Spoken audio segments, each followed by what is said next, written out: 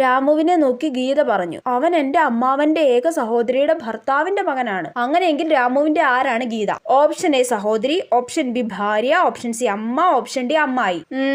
രാമുവിനെ നോക്കി ഗീത പറഞ്ഞു. അവൻ എന്റെ അമ്മാവന്റെ, അതായത് ഗീതയുടെ അമ്മാവന്റെ ഏക സഹോദരിയുടെ, അതായത് ഗീതയുടെ അമ്മാവന് ഏക സഹോദരിയാ ഉള്ളത്. അപ്പൊ അമ്മാവന്റെ സഹോദരി എന്ന് പറയുമ്പോ ഗീതയുടെ അമ്മ. യെസ്. എന്നിട്ട് ഏക സഹോദരിയുടെ ഭർത്താവ്, അപ്പൊ അത് ഗീതയുടെ അച്ഛൻ. അപ്പൊ ഏക സഹോദരിയുടെ ഭർത്താവിന്റെ മകൻ എന്ന് പറയുമ്പോ അമ്മായി, രാമുവിന്റെ അമ്മായിയാ ഗീത. ഇതൊക്കെ എത്ര സിമ്പിളാ. എന്റെ ഒരു ബുദ്ധിയെ പെട്ടെന്ന് തന്നെ കറപ്പിച്ചേക്കാം.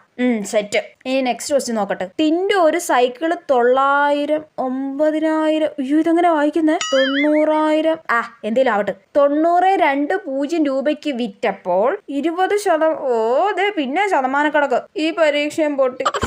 എന്തായാലും രാമുവിന്റെ അമ്മായി ഗീതയെ കണ്ടുപിടിച്ചതിന് 1 മാർക്ക് കിട്ടുമല്ലോ. ടിങ്ക ടിങ്ക.